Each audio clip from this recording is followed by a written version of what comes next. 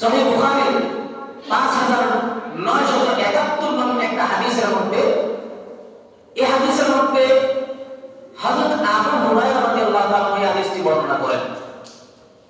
হযরত আবু হুরায়রা রাদিয়াল্লাহু তাআলা বলেন,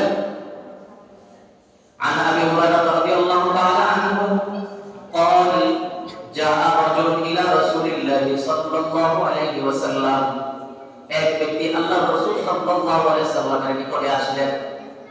আল্লাহর রাসূল সাল্লাল্লাহু আলাইহি সাল্লামের কাছে আসলেন, এসে জিজ্ঞেস করলেন, فقال يا رسول الله من أحق بحسن صحابتي, অন্য এক বর্ণনা আছে মান আহাব্বুন নাসি বিহসনি সাহাবাতি, ও আল্লাহর রাসূল, মানুষের মাঝে আমার কাছ থেকে সবচেয়ে উত্তম আচরণ পাওয়ার যোগ্য কে?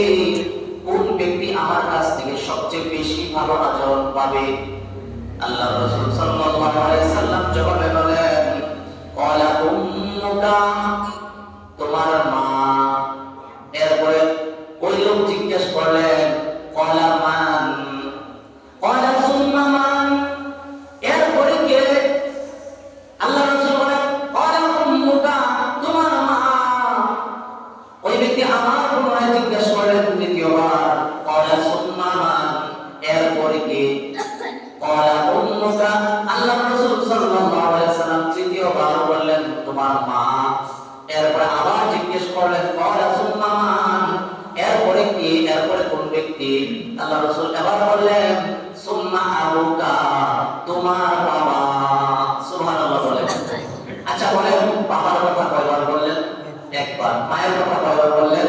তিনবার। বাবা নারাজ হয়েন না, নারাজ হয়েন না, কারণ মা এমন তিনটা কষ্ট করেছেন যে তিনটা কষ্ট আমার বাবারা কেউ কোনোদিন করতে পারবো না, করি না। এই তিনটা স্পেশাল কষ্ট আল্লাহ তাআলা মাকে দিয়েছেন, পৃথিবীর সব মাকে দিয়েছেন, কোনো বাবাকে দেন নাই। এক নম্বর কষ্ট আল্লাহ পাক রব্বুল আলামিন বলেন,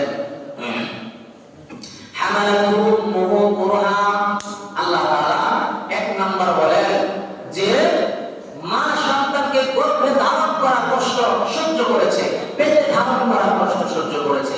প্রত্যেকটা সন্তানকে মা পেটের মধ্যে ধারণ করে, লালন করে, এটা কি কোন পৃথিবীর কোনো বাবা করে নাকি? বলেন, করে না। এটা পৃথিবীর কোনো বাবা আদর নয়, এই কষ্ট নাই। দুই নম্বর কষ্ট আল্লাহ পাক রব্বুল আলামিন বলেন, ওয়া ওয়াদাআতুহু কুরহা, মা সন্তান প্রসব করার কষ্ট সহ্য করেছে, পৃথিবীর কোনো বাবা এই কষ্ট সহ্য করবে না। আশা নাকি? বলেন, পৃথিবীর কোনো বাবা সন্তান প্রসব করে? তিন নম্বর কষ্ট ওয়া হামলুহু ওয়া ফিসালুহু 30 শাহরা, আল্লাহ পাক রব্বুল আলামিন বলেন, মা সন্তানকে দুধ পান করানোর কষ্ট সহ্য করে। প্রত্যেকটা মা এই তিনটা কষ্ট স্পেশাল ভাবে, এই তিনটা কষ্ট প্রত্যেকটা মা সহ্য করেন, পৃথিবীর কোনো বাবা এই তিনটা কষ্ট পাবে না। এজন্য আল্লাহর রাসূল সাল্লাল্লাহু আলাইহি ওয়াসাল্লাম মায়ের কথা তিনবার হাদিসের মধ্যে বর্ণনা করেছেন, একবার বাবার কথা বলেছেন। তবে বাবার মর্যাদা, সম্মান কোনো অংশেই কম নয়, যদিও মা তিনটা কষ্ট স্পেশাল, এই তিনটা সহ্য করার কারণে, কষ্ট সহ্য করার কারণে আল্লাহর রাসূল সাল্লাল্লাহু আলাইহি ওয়াসাল্লাম মায়ের কথা তিনবার এই হাদিসের মধ্যে বলেছেন।